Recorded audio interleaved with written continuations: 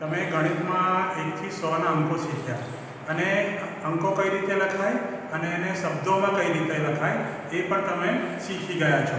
તેમજ અંગ્રેજીમાં 1 to 20 ત્યાં સુધીના અંકો શીખ્યા, એને ઉચ્ચારમાં કઈ રીતે લખાય અને એને સ્પેલિંગ કઈ રીતે થાય એ પણ તમે શીખ્યા છો. તો આજે આપણે હિન્દીમાં 1 થી 10 સુધીના અંકો કઈ રીતે લખાય, એનો ઉચ્ચાર કઈ રીતે થાય એ હું આજે તમને શીખવીશ. જો બાળકો, આપણે જ્યારે હિન્દી અંક લખીએ છીએ ત્યારે આ રીતે લખીએ છીએ. આ હિન્દીમાં 1 અને એને આપણે શબ્દોમાં કઈ રીતે લખાય, આ રીતે 1 અને પછી એની જોડે જ એને ગુજરાતી અંક આ રીતે થાય અને ગુજરાતી શબ્દમાં આપણે આ રીતે લખીએ છીએ. આ છે 1. જો હિન્દી અંક, એનો ઉચ્ચાર હિન્દી ઉચ્ચાર, ગુજરાતી અંક અને ગુજરાતી શબ્દમાં કઈ રીતે લખાય એ. પછી 2, હિન્દીમાં 2 આ રીતે અને શબ્દોમાં શું બોલાય, 2 અને ગુજરાતીમાં શું બોલાય, 2. ગુજરાતીમાં શું બોલાય, 2. પછી હિન્દીમાં 3 અને શું બોલાય, 3 અને એને શબ્દોમાં લખાય 3 અને ગુજરાતીમાં આ રીતે લખાય અને ગુજરાતીમાં શું બોલાય, 3. તમે જો બાળકો, હિન્દીમાં 3 કઈ રીતે લખાય, જો આને આમ કરીને એને પૂંછડી કરવાની છે, જ્યારે ગુજરાતીમાં આમ પૂંછડી થાય નહીં અને એને 3 બોલાય. પછી હિન્દીમાં 4, તો 4 ને કઈ રીતે લખીશું, આપણે આ રીતે આમ કરીશું તો એને બોલાશે 4. અને ગુજરાતીમાં જો કઈ રીતે અંક લખાય, આ તો હિન્દીમાં લખાય, જો ઉપરથી વળેલું છે, આમ વાળીને આમ ખેંચવાની છે. જ્યારે ગુજરાતીમાં આપણે લખીએ ત્યારે આ રીતે આમ ઉપર જાય અને એને પણ આપણે શું બોલીએ છીએ, 4. જો પણ અંકમાં ફરક છે. અંક જો હિન્દી અંક અને ગુજરાતી અંક, પણ જ્યારે શબ્દોમાં લખીએ છીએ ત્યારે હિન્દીમાં 4 બોલાય અને ગુજરાતીમાં પણ 4 બોલાય. પછી છે 5, તો એમાંય ફરક આવશે. આપણે 5 હિન્દીમાં કઈ રીતે લખાય, આમ કરીને અને આને આમ કરવાનું છે અને અહીં 5 લખવાનું છે. હવે જ્યારે હિન્દીમાં 5 લખીએ ત્યારે ઉપર ચંદ્રબિંદી આવે છે, તો 5. અને ગુજરાતીમાં પણ આ રીતે જો જુદો જ છે, ગુજરાતીમાં 5, હિન્દીમાં 5 અને ગુજરાતીમાં 5 ફરક છે અને એને 5 લખાય અને અનુસ્વાર કહેવાય 5. પછી છે, તો હિન્દીમાં છે કઈ રીતે લખાય, આમ દાદાજી દો લખવાનો અને અહીંથી આ વાળી દેવાની પૂંછડી એટલે 6. હવે 6 હિન્દીમાં કઈ રીતે લખાય છે તમે જુઓ, આ રીતે 6 કરશો અને અહીં હલંત કરવાના છે 2, 6, બરાબર. પછી ગુજરાતીમાં 6 કઈ રીતે લખાય, જો આ રીતે આપણે સી કર્યું ને અને આને પછી એને વાળી દઈએ છીએ, આ 6 થઈ જાય. આ રીતે 6 લખાય. પછી 7 આવે છે હિન્દીમાં, તો 7માં તમારે શું કરવાનું છે, જ્યારે આપણે 7 લખીએ છીએ તો આને નીચેની પૂંછડી છે અહીં ઉપર લઈ જવાની છે અને અહીં લખવાનું છે 7. પછી ગુજરાતીમાં કઈ રીતે આવશે, જો હિન્દીમાં આપણે 7 લખ્યું તેની પૂંછડી ઉપર લઈ ગયા છે, પણ જ્યારે ગુજરાતીમાં આપણે 7 લખીએ ત્યારે એની પૂંછડી ઉપર સુધી નહીં જાય પણ આટલી જ જશે, એટલે અહીં આવશે 7. જો હિન્દીમાં 7 બોલાય અને ગુજરાતીમાં પણ 7 બોલાય છે, પણ એનો જે અંક છે એની લખવાની રીત જો એની પૂંછડી ઉપર સુધી જાય છે 8, તો 8માં પણ આ રીતે હિન્દીમાં 8 લખાય અને શબ્દમાં આ રીતે લખાય 8. અને ગુજરાતીમાં પણ એવું જ છે સેમ, તો એને આ રીતે જ આપણે ગુજરાતીમાં શબ્દમાં અને અંકમાં 8, બરાબર. પછી 9 આવે, જો 9માં ફરક આવશે. હિન્દીમાં 9 કઈ રીતે લખશે, આમ વાળીને અને આમ વાળવાનો છે, ઊંધો એકડો કરવાનો. જો આ આપણે અહીં આગળ સીધો એકડો આમ કર્યો છે, અહીં તમારે આમ કરીને ઊંધો એકડો પાડવાનો છે એટલે 9.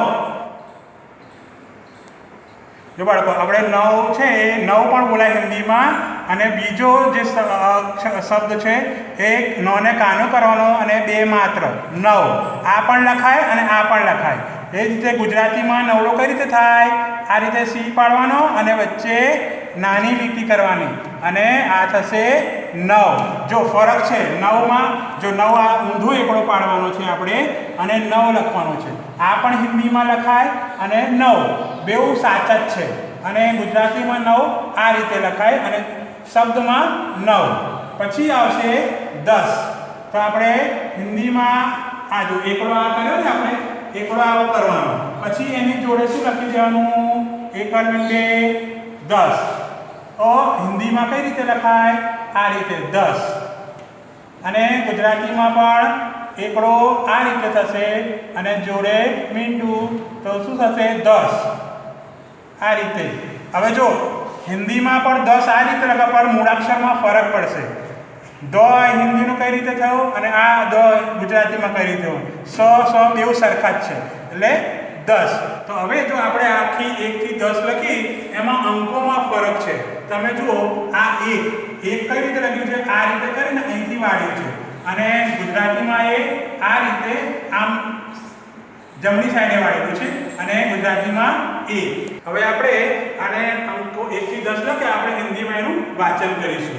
તો 1 2 3 4 5 6 7 8 9, યા 9 અને 10. જો વિદ્યાર્થીઓ આપણે આપણો 1 થી 10 અંકો શીખ્યા શબ્દોમાં અને ગુજરાતી શબ્દમાં કઈ રીતે લખે. હવે બીજું મથાળું છે ચિત્ર ઓળખી હિન્દી નામ લખો. તો હું તમને 2 ચિત્ર દોરી બતાવું છું અને એ ચિત્ર ઓળખવાનું છે અને પેટીમાં એનું શું આવે, એ કયું ચિત્ર છે એનું નામ લખવાનું છે. તો હું આ પહેલો ચિત્ર દોરું છું.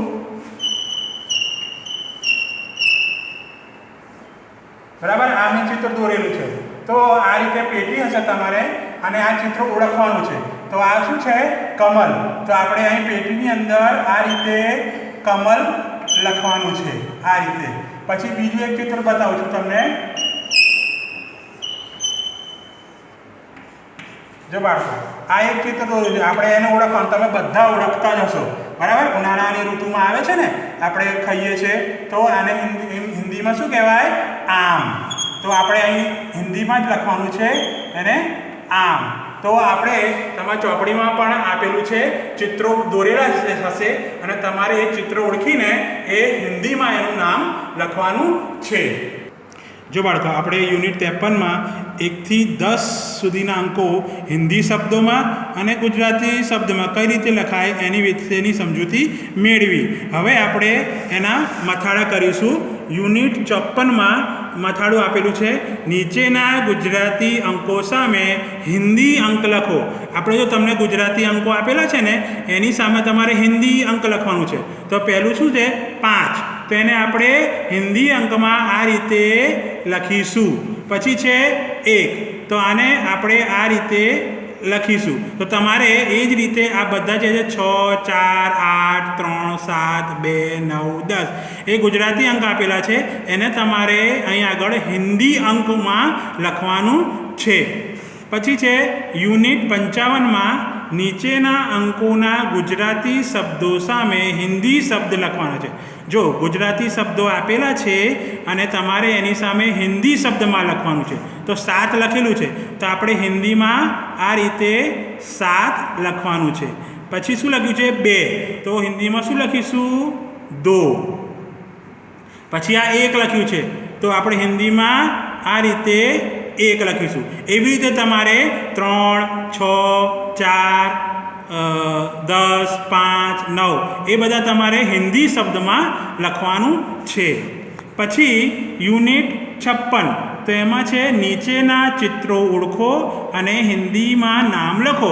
મેં તમને 2 ઉદાહરણ તરીકે ચિત્રો બતાવેલા, એ જ ચિત્રો તમારે ઓળખવાના છે અને એના હિન્દી નામ લખવાનું છે. તો હું તમને એક લખીને બતાવું છું. તો પહેલો ચિત્ર જે છે એ કમલ છે, તો આપણે એને હિન્દીમાં જ લખવાનું છે કમલ.